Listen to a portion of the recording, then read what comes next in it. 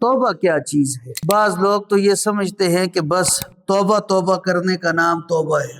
نہیں، توبہ اس طرح نہیں. توبہ کی گردان پڑھنے کا نام توبہ کرنا نہیں. یا ایھا الذین آمنوا توبوا الی اللہ توبۃ نصوحا. یہ توبہ کیا چیز ہے؟ سب سے پہلے انسان اپنی خلوت میں بیٹھے، اپنی تنہائی میں بیٹھے، یکسوئی میں بیٹھے، اور پھر یہ انسان سوچے کانوں سے کتنے گناہ ہوئے بے حد و بے حساب، آنکھوں سے کتنے گناہ ہوئے بے حد و بے حساب، دماغ کتنے گناہوں کے کاموں کو سوچتا رہا بے حد و بے حساب، اور دل نے کتنے گناہوں کی تصدیق کی بے حد و بے حساب، پاؤں سے کتنے گناہوں کی طرف چل کے گئے بے حد و بے حساب، ہاتھوں کو کتنے گناہوں میں استعمال کیا کوئی شمار نہیں بے حد و بے حساب. انسان کا رونگٹا رونگٹا اور بال بال اور ایک ایک عضو، کانوں، آنکھوں، ہاتھوں اور پاؤں، بلکہ دماغ اور دل سمیت گناہوں میں ڈوبا ہوا ہے. تو انسان بیٹھ کر اپنی خلوت میں، اپنی تنہائی میں، اپنی یکسوئی میں یہ سوچے کہ میرا تو پورا کا پورا سراپا کہتے ہیں سر تا پا، سر سے پاؤں تک، یہ پورے کا پورا سراپا گناہوں میں ڈوبا ہوا ہے. اس میں خلوت کے گناہ بھی ہیں، اس میں جلوت کے گناہ بھی ہیں، اس میں علانیہ گناہ بھی ہیں، اس میں پوشیدہ گناہ بھی ہیں، اس میں صغیرہ گناہ بھی ہیں، اس میں کبیرہ گناہ بھی ہیں، طرح طرح کے گناہ ہیں. تو سب سے پہلا کام یہ کرنا ہے. توبہ بتا رہا ہوں توبہ کسے کہتی ہے. توبہ کرنے کا نام توبہ نہیں، اس کا باضابطہ ایک طریقہ ہے. وہ کیا ہے؟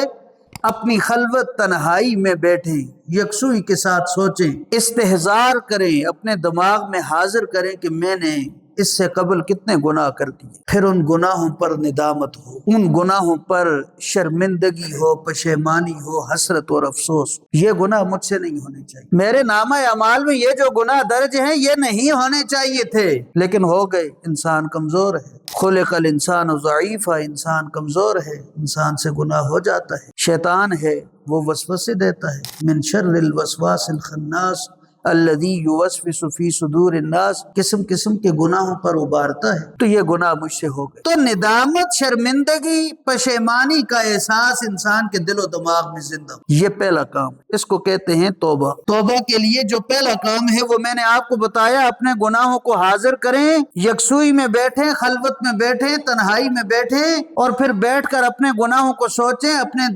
دماغ میں وہ گناہ حاضر کریں، استحضار کریں، اور اس کے بعد ندامت اور افسوس کا اظہار. یہ گناہ نہیں ہونے چاہیے. یہ پہلا کام. اور دوسرا کام کیا ہے؟ اللہ تعالیٰ سے معافی مانگ. یا اللہ یہ گناہ مجھ سے ہو گئے، یہ تیری حکم عدولیاں مجھ سے ہو گئیں، تیرے احکامات سے انحراف مجھ سے ہو گیا، یہ غلطیاں مجھ سے ہو گئیں، یہ لغزشیں مجھ سے ہو گئیں، یہ گناہ مجھ سے ہو گئے، یہ قصور مجھ سے ہو گئے.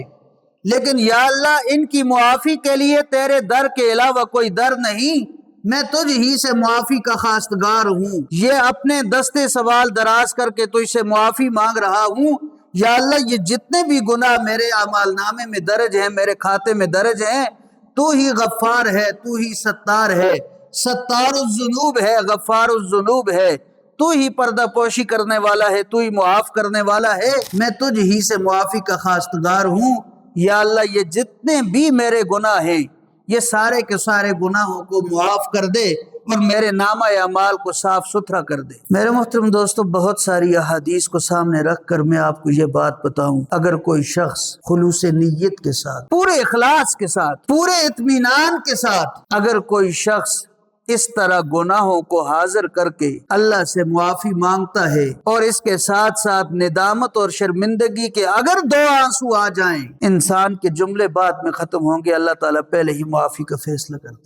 صرف قدم اٹھانے کی ضرورت ہے، آگے بڑھنے کی ضرورت ہے، اللہ سے لو لگانے کی ضرورت، توبہ کرنے کی ضرورت ہے، استغفار کرنے کی ضرورت ہے، یہ عمل کرنے کی ضرورت ہے، اس طرح کا طرز عمل اپنانے کی ضرورت ہے. اللہ تعالیٰ کی طرف سے معافی میں کبھی بھی دیر نہیں. اور پھر قرآن کریم نے توبہ اور استغفار کے حوالے سے، معافی کے حوالے سے جو آیت میں نے بھی آپ کے سامنے پڑھی، وَسَارِعُوا إِلَىٰ مَغْفِرَةٍ، معافی مانگنے کی طرف تیزی کرو، آگے بڑھو. نماز کے حوالے سے یہ حکم نہیں نماز کے لیے دوڑو، تہجد پڑھنے کے لیے یہ حکم نہیں تہجد پڑھنے کے لیے دوڑو، لیکن یہ ایسا کام ہے اس کے لیے اللہ تعالیٰ نے کہا دوڑو. وَسَارِعُوا إِلَىٰ مَغْفِرَةٍ، معافی اور بخشش کی طرف دوڑو، لپکو، تو یہ دو باتیں آپ کو میں نے بتائیں توبہ کے حوالے سے، اپنے گناہوں پر ندامت اور شرمندگی کا اظہار کرنا ہے، اللہ تعالیٰ سے معافی مانگنی ہے، اور تیسری بات آئندہ وہ گناہ نہ کرنے کا پختہ عزم کرنا ہے، یہ اوپر اوپر سے نہیں،